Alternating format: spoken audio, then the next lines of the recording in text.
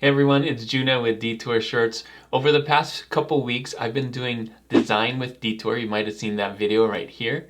It's one of my first videos of the year, and this is where I take the prompts each day and create a new t-shirt design. But I've been posting online my designs each day for my t-shirts, and a lot of you have been asking, how do you do this? How do you get from the sticker that I show to the t-shirt? So in this video, I'm going to show you exactly what I do. I'm going to take one of my designs, the goose design that I did right here, the goosebumps. I'm going to show you how I went from getting it from a sticker in ChatGPT to upscaling it and then creating a t-shirt design in Affinity Designer. So this is going to be a full tutorial. You can skip ahead if you know some of the spots. I'll try and put some breaks in there and you can see exactly how I do it. And then you can do this. This is what I do for every single t-shirt every day. It doesn't take that long, probably half an hour to an hour, and I can get a t-shirt done really quickly. So I'm going to show you, we're going to go into ChatGPT and I'm going to show you how I use StickerWiz to create easy stickers for these designs. So here I am on ChatGPT. Now the first step is actually to go to my Detour, Design with Detour prompts and pick one of these designs. So in this case, I'm picking Goose. It was one of the days of the week a couple weeks ago or a week ago. And so with that prompt, I think that's why the prompts are so great, is now you can go into ChatGPT or something like it. If you don't have ChatGPT, you can use Leonardo, you can use Midjourney, you can even just go look for a graphic online with Creative Fabrica or Vexels or whatever, right? So the base is the topic. In this case, the topic is goose. And I'm coming in here on ChatGPT. You can see I can start typing right away, but what I like to do is to use StickerWiz. Now, if you don't have StickerWiz, you can go to Explore GPTs and you can scroll down, and they've changed it now that you can find so many GPTs to help you with this, but you can search it and you can just type in StickerWiz. And there it is at the top. Now there's other StickerWizes up here, but this is the one that I use by ChatGPT, not by anybody else. So I have it bookmarked here. You can put it on the side if you want to, but there's lots of other ones on here too. So there's tons of StickerWiz. There's tons of other ones. If you go down by ChatGPT, this is the one that I did. You can see it should be in here. Well, maybe more. It was in here before, but you can see this is where the color book hero was, but you can also search for it. Dall-E 3, oh, it could be here because it's working with Dall-E 3, but you can see so many more on here. I still have to try these logo creator and cartoonize yourself and just a bunch of cool stuff. So I'm going to be making videos for a bunch of these as I try them because I think this is really cool. But anyway, ChatGPT, StickerWiz, come in here, click on it, and you can just type in whatever you want, right? So real easy prompts. You don't have to describe it very hard. I'm going to show you which one I used. I did this one. You can see I've done a bunch, each one for a different day. And I'm going to scroll up here through my silly goose one that I did. And you can see there's the goosebumps. But just look at how easy these prompts are. I just typed in silly goose and it gave me this. Then I thought, I like it, but I want the goose to have a longer neck. Boom. And you can talk to it just like you're talking to a person. I put just hilarious, a cartoon goose with sunglasses. See how easy those prompts are? In the background, they're actually making longer prompts, but you can just type in real easy prompts. A cartoon goose with a sombrero. I said it more cute, so you can see this is more cute than that one. And then I did this, two geese giving each other fist bumps, and I needed them to zoom out, so I did this one. So this is the one I actually used, and if you click on it, you can see the longer prompt that ChatGPT writes that you don't have to write, which is why I love ChatGPT and StickerWiz. And the cartoon detail on this is amazing, right? So I'm going to download this, and then it's going to download 1024 by 1024. So step 2, after getting this, or maybe we're on step 3 now, but the thing you have to do after this is to upscale it or to make it bigger, because 1024 by 1024 is not big enough. You're going to need to make it 4,000 by 4,000 or 5,000 by 5,000. Now there's two things that you can do. You can either upscale it in something like DGB LOL, where you upscale the pixels, or you can turn it into a vector and then upscale it. You can scale it whatever size you want. And my basic rule of thumb is if there's lots of gradients like this, you can see on this one, this is more of a photo opportunity that you need to upscale the photo or the raster image. And so I would take this one right here into dgb.lol. But this other one is more like a vector. You can see more straight lines. You can see right here, there's some gradients, but I think it's not going to get lost too much. So what I'm going to do is I'm going to take this one into Vectorizer AI, and you'll see kind of the difference, and it won't be too bad. So let's go into Vectorizer AI, and I'll take this download and I'll change it into a vector before using it for a t-shirt. So here we are in Vectorizer AI. I'm going to vectorize that goosebump design that I got from ChatGPT. And all you have to do is grab it after you download it, grab it from your file, and then drag it into here. So that's what I'm going to do. I'm going to drag it right into here, and you can see it's already doing it. It's uploading, and then it'll process it. And you can see the difference between the vector file and the raster file or the original download. And it will show you the difference, and you can pick different colors, or if you can scale down the colors if you want to, and everything. So you can see right here, this is the nice gradient part of it, which I may wanted to upscale it as a photo instead of a vector to see this nice gradient. But you can see right here, it has the color. It couldn't do the gradient because it's vector, so it's solid colors. So you can see here, it's kind of mimicking that gradient by doing a light and then lighter and then darker over here. And I don't mind this. This is still okay. I think we can probably take away some of these colors. So let me do that. I'm going to go to colors, and you can see what happens when I take away some of the colors here on this palette. So it doesn't have to have all those colors. It can be just a lot lighter like that. Or you can leave it on if you want some of the full colors. It's totally fine depending on how you want it to do. But you can see as I go over these colors, if I only want 3 colors, that's the first 3 colors. If I want 5 colors, that's what it would look like. If I want 14 colors, and this can really help if you're doing a silk screen and only want 4 colors, you can do that. But because we're doing direct to print or print on demand, we can have the full color set. And I'm just going to hit OK, and I'm going to download this. Now you can play with any of these, but usually I just leave it. And just to make it simple, and I'm going to download this right here. Now this is going to download it as an SVG, and we're going to bring in this SVG into Affinity Designer or any of your other ones. So if you have Illustrator, if you have Inkscape, if you have any other vector program, now you can't use Canva with this, it's not the same thing, but you can use some of those other graphic apps. So I'm here on Affinity Designer. Now again, you can use Inkscape, you can use Illustrator, any of those vector apps. Now, Kiddo doesn't count, Canva doesn't count. You can drag in photos, but you can't do these things that I'm going to show you here. You can't select points and change colors and move things around. So here's the SVG. I'm going to drag the SVG into Affinity Designer like this. And you can see it opens a new window. What you want to do is you drag the SVG into your app. Don't drag it into the artboard. You want to open it up in the app. The reason for that is, here's the artboard. If I drag it into it like this, now this is its own thing. You can see I have to click on it, and then now it's its thing. So it's kind of a weird way that it does that. It's preserving the actual SVG, and so I wouldn't recommend that. I would actually recommend dragging it into the app itself so that when you have it open, it's this thing by itself. So let's get rid of this one right here, and I'm going to close that. So here it is, the SVG in Affinity Designer. Now the first thing I'm going to do is click on the artboard tool and insert the artboard. That just helps me so I can scale the artboard. So you can see it's still 1024 by 1024. Vectorizer AI didn't change the size, it only changed it into a vector, right? The next thing we're going to have to do is change the size. So the artboard I can make 4500 by 5400. And if I scale out, you can see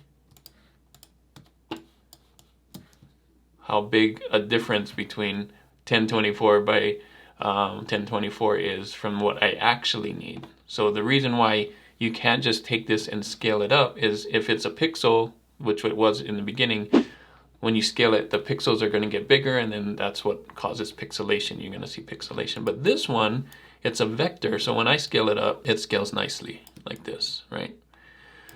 The next thing I'm going to want to do is remove the background. So you can see, because it's a vector, I can choose the colors right here and just start clicking the things that I don't want. So if I don't want this, I can get rid of it, right? If I don't want this, I can get rid of it. So this is going to take just a little bit of time. I'm not going to show you everything, but the thought is click on the things that you don't want and just delete it. Now, sometimes it's easier to put a background behind it. So I'm going to click on here and I'm going to color my artboard. So you can see I can color it black, but I may want to color it just something light gray because we have that black outline and we want that. So I'm going to come in here and click on this, delete, click on this, delete, and so on.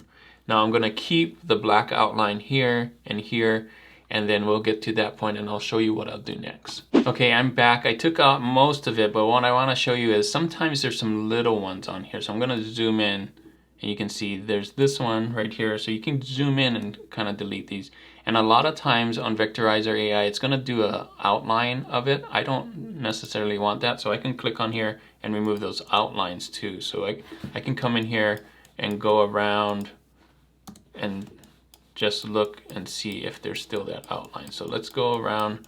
So it's nice to kind of zoom in real fine so you can move those lines. Sorry if I'm making you guys dizzy, but that's it. Just come around, look if there's anything that you want to remove. There could be some little ones like this too. Sometimes if this doesn't make sense and you want it cleaner, you can change it to the color that it's there. That's the nice thing about vectorizing it. So now it doesn't look like there's like that little spot, right? So you can kind of come in here and clean up some things if you want to. Oh, there's one that we missed. See that little one on here? This is why it's good to kind of zoom in. There's another one, like these little ones. Sometimes you don't get it just by looking at the top. And here's that line again that's around. So come in here, clean it up, change the colors. Now, if you don't like this gradient that's happening, or it's not really a gradient, the thing that they're doing to make a gradient, that color change, I can come in here and change it to this color, right? And so that it has that less of that colors here. So now there's only 2 colors instead of 3 there. I can do that. Same thing with here. If I wanted to make this the same color as this, boom, less colors, right? I believe there's one more here. Cool. Another thing you may want to change too, you can see that this got cut off, that it's really straight, because in ChatGPT it like cut off the sides. But because this is vector, I can come in here and add points now too. So I can make this shaped better so it looks like it's not straight, right? And then this weird thing that came over here, actually I think it's okay because it comes out, and you may want to point here and a point here to kind of make that bump out. Now you can also remove points by just clicking on it and deleting like I did just there, and you can move things around. So if you know a little bit about vector art, you can come in here and kind of clean it up just a little bit. So it looks like it's bumping out and it doesn't look so choppy like straight up. So we'll do that again over here. You can see this should come out like that, and this doesn't need all these extra bumps. So I can take that out, maybe put a thing in there. Boom, that looks so much better than having that straight line. All right, now that I have my design here, the thing that I like to do first is I like to size it. So it's not going to be this size. I'm going to group it just so I can move this thing around without having all of those. That's Command G to group it. And now I can size it any size I want. And as a group, it sizes it proportionally. So now that it's a group, I can grab the corner handles and just make it as big as I want. Another thing I like to do is on a black t-shirt, because there's a black background, you can see that kind of gets lost. So what I like to do is I make a copy. So I go over here and I hold Option and I drag it over here and I color everything white. So I'm doing this white here, and as well as the stroke here, I'm making it white. So I'm going to put it back here and I'm going to put it behind. So you can see, well, you can't see it because it's behind, but what it's going to do is I have this stroke here and I'm going to click on the stroke and I make the stroke bigger, and now you can see there's a white outline. I like to do that to all the designs from ChatGPT just because it can work better on a black background. So when I change the background now to black, you can see that it stands out. So next thing I'm going to do is add some text. Now, you can come up with your own text, which I did for this one. I obviously knew what I was doing here. I was thinking of the pun goosebumps, so I was going to use the word goosebumps in here because they're fist bumping as goose.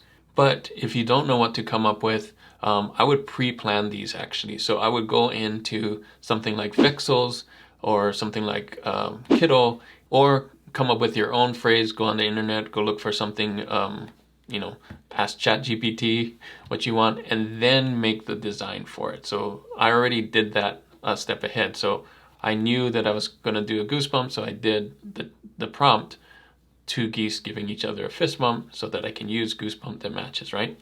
So let me show you how to add fonts in here. So I'm just going to click on text here, and I'm gonna add goosebumps. Now you can see it's super small and you can't see it, and that's because by default it's probably at 12. You can do 2 things. You can change this to like 600 and they should see it, but what happened was I didn't select everything. So I gotta select everything and then do 600. There you go. But it's also black. So I'm gonna change it to white. So now you can see, there it is, goosebumps. And then I'm going to change this to a fun font. So one of the ones that I like is this Valken. I have it in my favorites right here, Goosebumps. And I like it when it's all caps. So I'll hold down the caps, type it again, Goosebumps. Now I could leave it like this, but because it's curved right here, I kind of follow the design to see what I would do. It's also curved up here, but I'm going to put Goosebumps to the side like this. And I'm gonna just draw with my pen tool right here.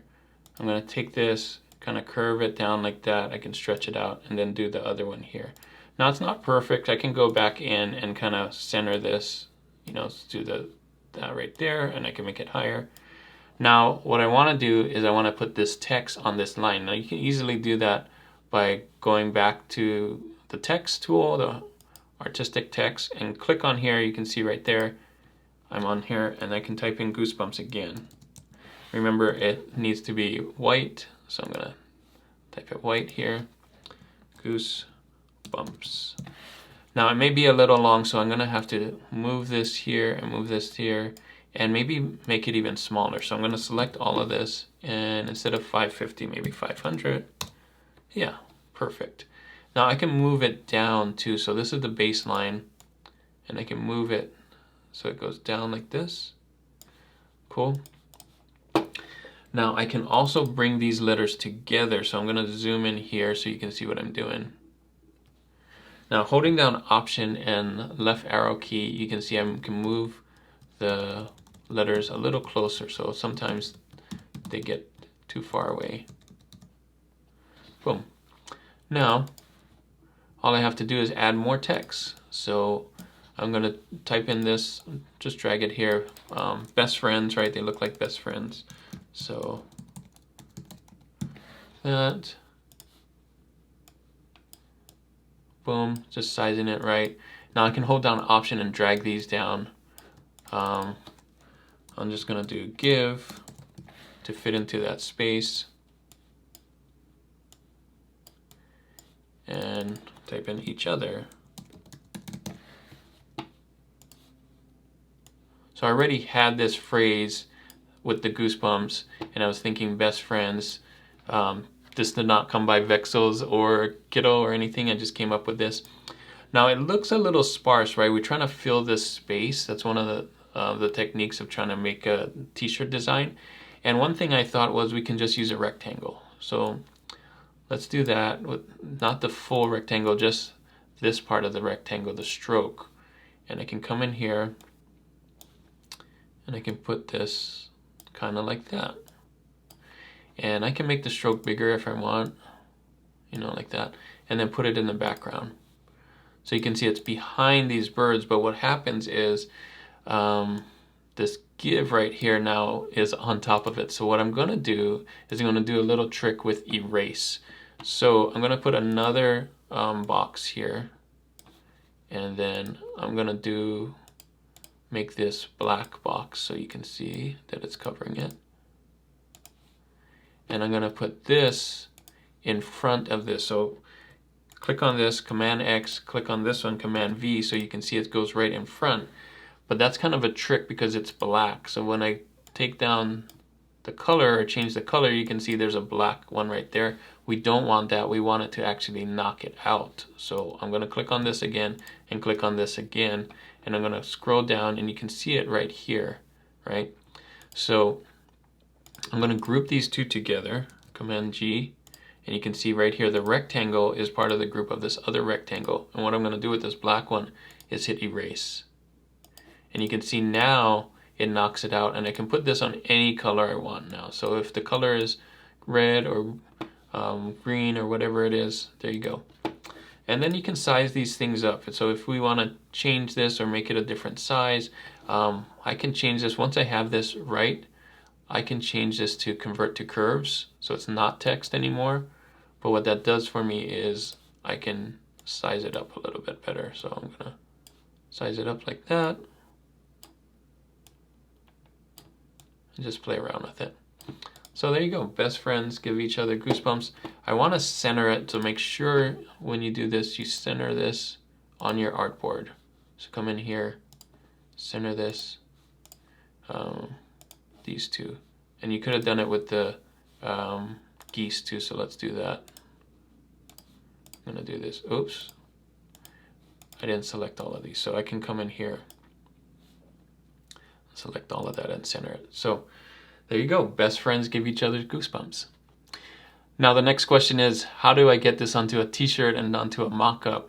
And you can just download this here. So come in here, remove the background, hit Command Option Shift S,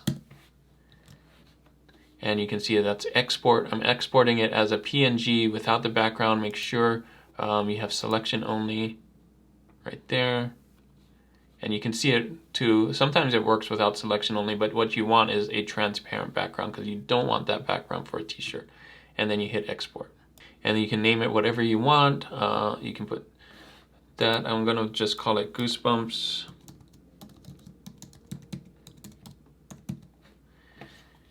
And hit save. And then I'll show you how to put it on a mock-up on Placeit. So here I am on Placeit. You can see this is where I'm doing all my mock-ups for all the t-shirts for Design by Detour or Design with Detour. I'm gonna go Placeit right here. I'll show you how to do it. If we go to their site, you can see this is it. All I have to do is type in t-shirt mock-up. So I was doing, I think for the Goosebumps, because it's Goosebumps, I was doing scary t-shirt mock-up. Hit that. And you can see there's a bunch here, but the one I picked was this one.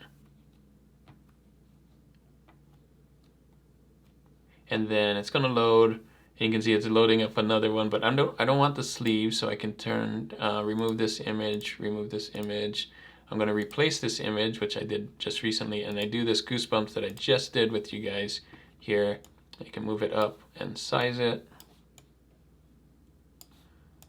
And then I'm gonna change my t-shirt color to like a purple. Purpley, is that purpley enough? No, I want it more like this. Yeah, something like that. And yeah, I think that turned out great. You can see I used it already on my other one, so it already remembers, oh, I used that kind of purple, but whatever purple you want, you can put it on here and then just hit download. And it's gonna download to it, and you can use it on social media or whatever you want. Pretty easy and super quick. Once you have the PNG, upload it, size it, you're done. So I'm gonna click download here, and I'll show you what I do with it to actually put my logo on it and things like that. So I actually have a file on Affinity Designer that I put my Design with Detour on, and then all the mockups that I did here, and you can see each one of these mockups have just this banner here with the text, and then I have my logo here with the @Detour shirts, and it's just a square, right? It's just a, what is this size? 1500 by 1500. And so you can just drop it in. So you can see this, that's where I dropped this one in right here. if I take it, I just drop it in here, and you can see this is the full artwork here, or from Place It, right? And just pop it in here and put it in the background, and now it crops to that size. Now you could do yours with the day 10 or with your logo or without. I like to do some like just with the design too, that helps, or with the design and the t-shirt. So you can see on this one, I have a t-shirt back here, and just putting a glow behind it. So these do really well too. So here are some of my other ones that I showed, just with the same style. So I like doing this just on Affinity Designer as well. Affinity Designer can just do all of this, and you can see these are just the PNGs. So these are just the transparent PNGs on top of a color. So this is what I would use for a t-shirt, scale it down, and just put it right on here as a design. Really easy. So there you go. That's the full tutorial from sticker in ChatGPT to vectorizing it to Affinity Designer and making the t-shirt with the text and vectors and changing it all up. It doesn't take too long. You can do it every day if you want to, or multiple times a day. You can see I did it pretty quick, so if I had the full day to design, I could probably knock out 10 of these or more within the time that I had. So hopefully this was really helpful for you. If you want to see another tutorial like this, or if I missed anything, let me know in the comments. If you want to see one where you change it, just upscaling it and using the raster file. I didn't do that. I went the vector route, but there's also another way that you can do with the raster file. I've done that on some of my other designs as well. So let me know that in the comments. If you want to see the video I did the first of the year, I'll put that right here describing the design with detour challenge, and where to find all of that stuff, where you can find the prompts and everything. And I'll make some more for February and March and April. It's going to be for the whole year, and you can do this process for all your designs. Thanks again for watching, and as always guys, keep creating and keep learning. I'll see you on the next one.